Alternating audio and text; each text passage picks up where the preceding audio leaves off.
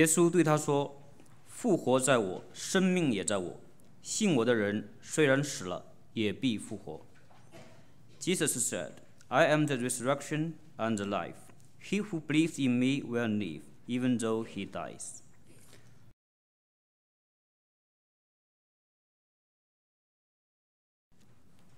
我係我阿叔咧喺北美最大嘅即係子侄嘅侄女嚇。咁阿叔咧就排第11，尾二。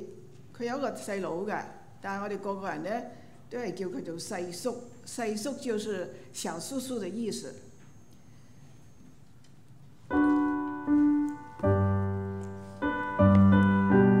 Let's sing together.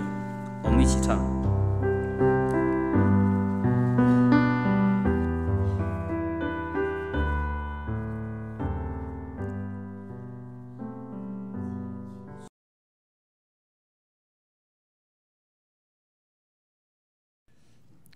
My Gong spent his life making sure that everyone around him was comfortable. It was his goal to make sure that my brothers and I were always happy and always had a full belly. The first thing he would ask me every day when I went down to see him and my papa was if I was hungry. If I said yes, he would stop what he was doing and make me a meal. If I said no, he would stop what he was doing and persistently try and convince me that whatever he was making was delicious and that I should eat it. My Gong was a man of many talents: cooking, singing, sports. But driving was not one of them. I can remember one time on my popo's birthday, he had picked me up from school, and he had bought some flowers for her and left them in the front seat. On our way home, we took a turn, and the flowers, which were in a little glass bottle filled with water, started falling over. Gong immediately reached over to try and save the flowers from getting crushed by the bottle, but while doing so, drifted off the road into the yard of a house. Luckily, we didn't hit anything or cause too much damage to the lawn, but once we came to a stop, he looked back at me and said nervously, "Don't tell Mom." I had to save the flowers. My Gong's final years were far from easy.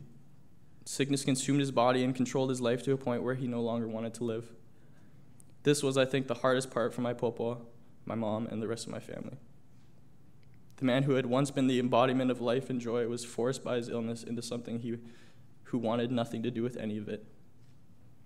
But this is not how I will remember my Gong. I will remember my Gong by the homemade pancakes he made for me and my brothers every day before he drove us to school. I will remember him by the times I would ask for money and the only question he would have is how much, because all he cared about was making sure that I was okay and I was happy. By the times when my mom was angry at me or my brothers, and he would take our side no matter what. And by his little food experiments that almost always turned into a delicacy at our house. I'll remember my Gong by the times he took care of me when I was sick, and by the times that even though he was at his worst, he managed to keep us all going with just one smile. I'll remember you, Gong, by these moments because these are what define who you are.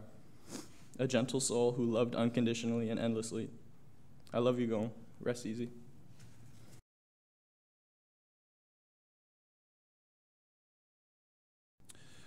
Gong soon developed a sense of what my kids like to eat, and he was a person who expressed his love and affection through food.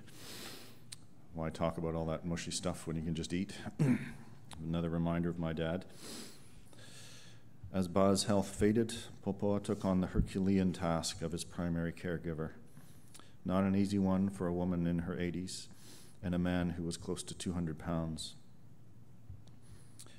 Her devotion and vigilance with his care, changing bandages and diapers, cooking and feeding him whenever he wanted, and straining her back to move him, to make him more comfortable, was a daily wonder.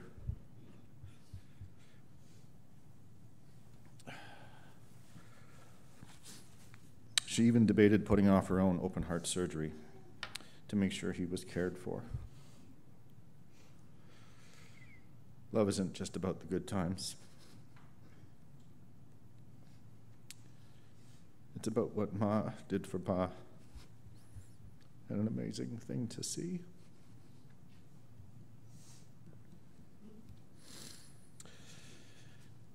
His daughter Erin, my wife, was no less willing to take on the burden of care than her mother. One of the curses of being bilingual is that everyone looks to you for translation, all of this stuff you see up here. Aaron was up till 5:30 last night, and then again this morning, getting it ready. As we needed more and more care for Ba when he was in the hospital, negotiating the interactions with the many doctors and nurses and specialists, all of that fell to Aaron. There's always a high chance for misunderstanding, for conflict, and finger-pointing when dealing with a prolonged care situation. And we've all heard stories about how things can go very wrong.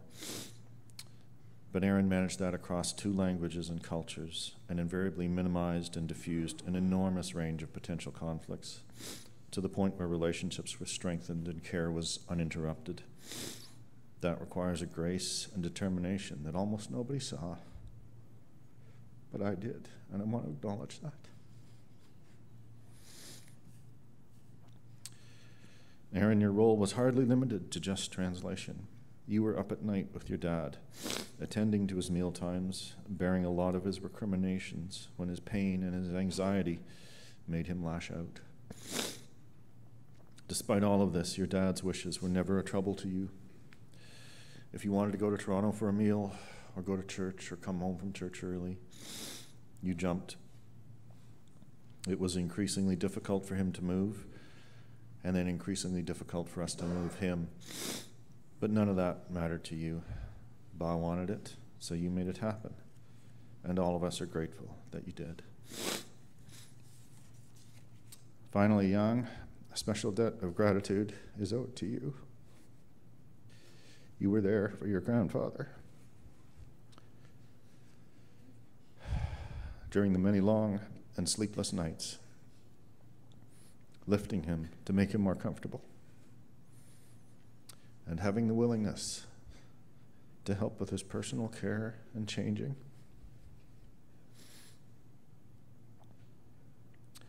These are the thankless, unglamorous, and emotionally difficult tasks that made an enormous difference to your Gong's life in his last years. Not every child, let alone grandchild, can do this, and we owe you more than any simple thank you can convey.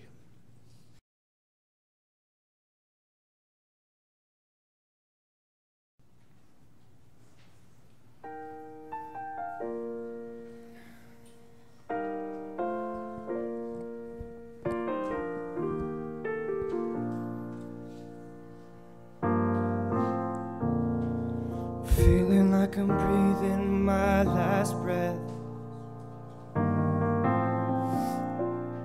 Feeling like I'm walking my last steps. Look at all of these tears I've wept, and look at all the promises that we've kept. I put my heart into your hands. Here's my soul to keep. I let you in with all that I can. You're not hard to reach, and you bless me with the best gift that I've ever known. You give me purpose. Yeah, you've given me purpose. Thinking my journey's come to an end. Oh, sending out a farewell to my friends, foreign a peace, and ask you to forgive me for my sins. Oh, would you please? I'm more than grateful for that time we spent. My spirit's at ease. I put my heart into your hands. Learn the lessons you would teach, no matter when, wherever I am. You're not hard to reach. When you're giving me the best gift that I've ever known, you give me purpose. every day. You give me purpose in every way. Oh, you are my everything. Oh, you are my everything. I love you, Gong Gong.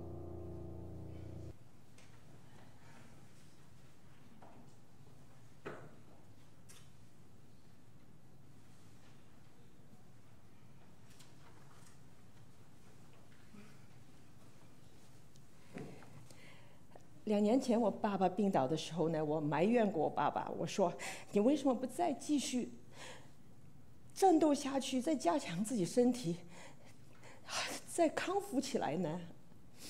When my dad fell ill 2 years ago, I selfishly griped, "Why don't you fight more? Just try harder. Get healthy again, 爸。”后来我慢慢明白，我爸爸已经战斗得太久了，轮到我们要来替他承担了。My Papa gave me time to understand that he has fought hard for too long. It's our turn to take this burden completely off his shoulders. 你要超越我，月就是他给我的名字。My Chinese name, Yue, is a homonym of happy and bright, but the meaning is to overcome and to excel. A little bit of pressure, I must say. Everybody talks about my dad being short. After he came here, a lot of people asked him, "This is your daughter?" And he would say, "My daughter looks exactly like me from this up." 我爸常说，我爸个子矮，大家都知道的，所以我跟我爸站在一起的时候呢，人家都会奇怪，跟他说：“这是你女儿啊？”他就说：“我女儿跟我长得一模一样，从这里向上。”我爸很自豪自己矮的。我爸除了能唱，他更能说，他何止是2语3文那么简单呢？我爸能说流利的普通话、陕西话、潮州话、客家话、广东话、印尼文，还有一点点马来语和西班牙文。最后，他把英语也从孙子的口中学会了。My dad not only could sing, he certainly could speak many languages. I'm going to count now: Mandarin, 陕西话, 潮州 dialect, Hakka, Cantonese, also Indonesian, and a bit of Malaysian and Spanish. The grandchildren were his best practice targets for English. My mom and I fought so hard to deter him, but he won. He spoke English quite well with a distinctive Canadian kid accent. 可惜没有办法再感受到爸爸公公各样的才华。我妈妈前几天突然之间在她堆积如山的旧物宝藏里找到了一个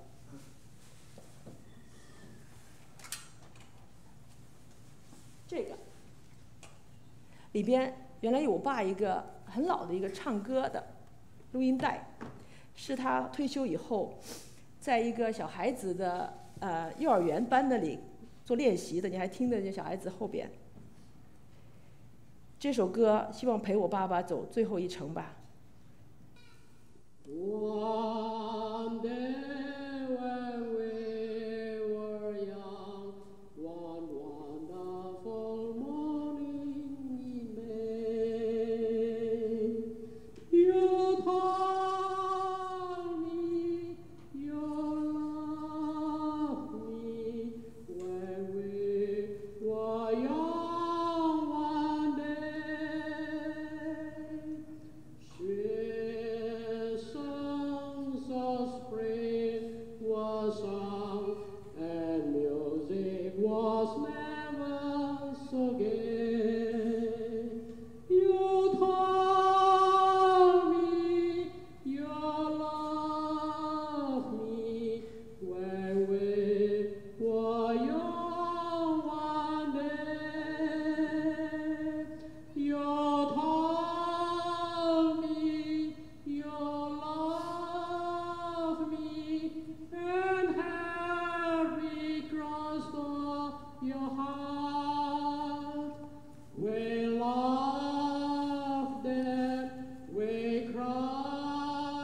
人。